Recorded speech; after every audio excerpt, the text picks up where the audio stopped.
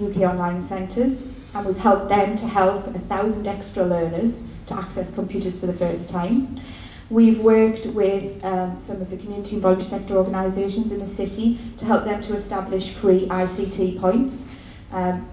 We call them electronic village halls. They can call them whatever they want. It's their venue, it's their site. We only technically support it.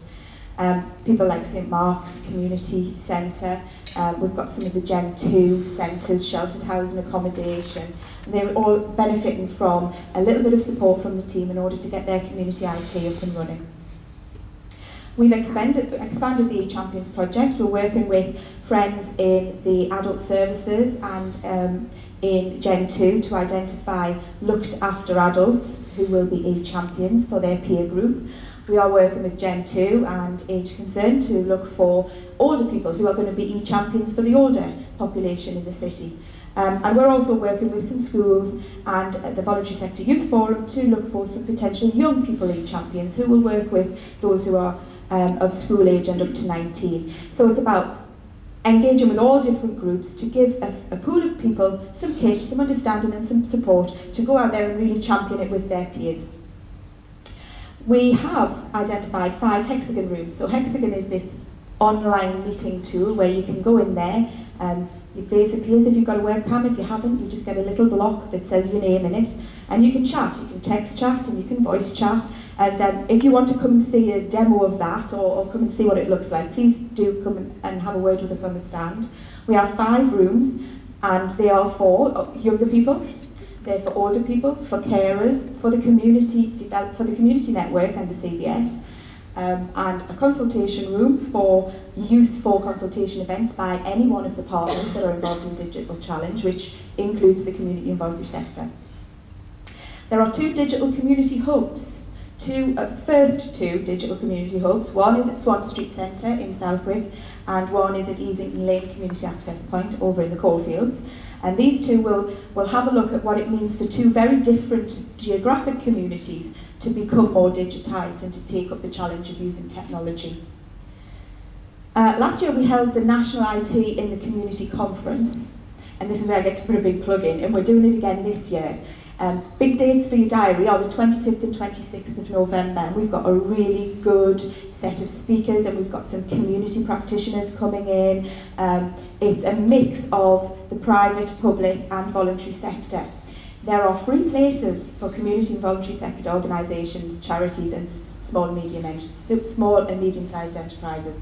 Again, on our back table, we've got a pamphlet with all the information and you need to make the booking. The places are limited, the free places are limited, so the quicker you get in and get the booking in, the better. It should prove to be a fantastic 2-day event over at the stadium.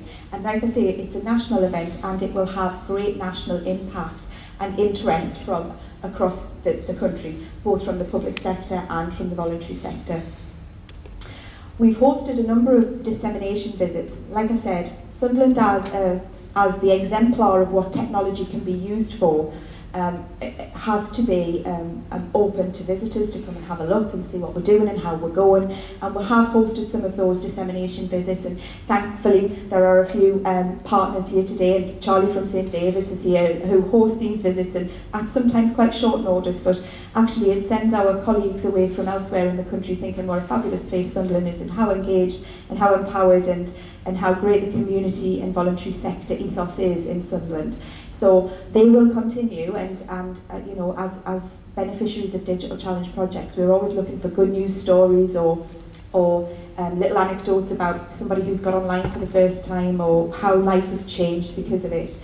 And these stories will obviously be shared or otherwise if you don't want to, but we can get the information up there and disseminate that out across the country.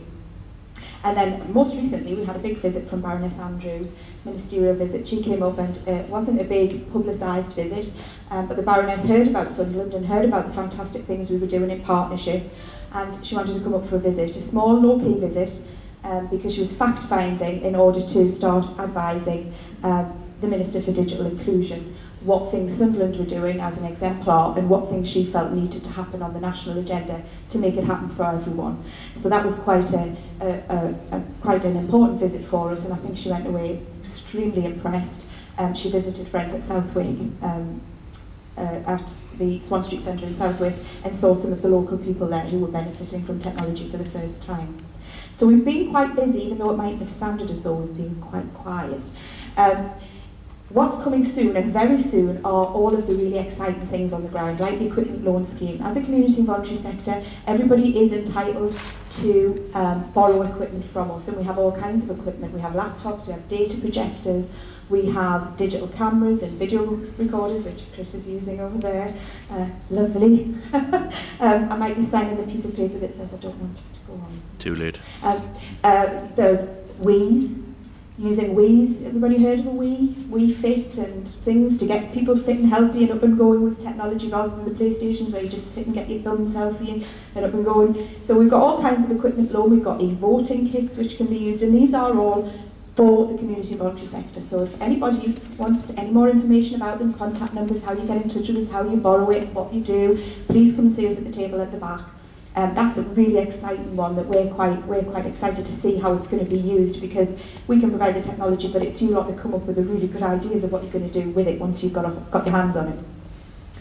E-mentoring is a brand new programme that's going to be up and running soon. We've got that coming in January 09, and that's looking at working with our partners at ABC, using an online mentoring facility for young people. Community health information points, kiosks. We tried the ones in Boots where you get on and it does your blood pressure and it tells you how heavy you are, what your BMI is, and I avoid them obviously, but you know, they can be really useful to give you an indication of how healthy you are, whether you need to go and visit your doctor. So we're going to work with the community and voluntary sector organisations across the city who have indicated they would like to be the first tranche of pilots to host these health information points, so people can just pop in, have a go, and then leave if they want to, and not follow it up, or pop in, have a go, and then follow it up with their GP or somebody else, or go on to do something more healthy or more active. We've got community EVHs and e-champions. We've got about 6 or 7 new sites with our partners Gen2, which will be both sheltered accommodation and just social housing, flats, estates, community rooms, etc., where we will support technology that Gen2 are installing and help people to be able to use them. Our Transport Alert programme in Washington is where you can track the destination of your bus. We're working with partners in Nexus so that if anybody's travelling to or from or anywhere around the Washington area, you can kind of get the information to your phone. It will tell you when your bus is coming, what time it's estimated to be at your stop, etc. So that's really quite exciting as well. And that's a pilot in Washington area. You have to start small and then move big.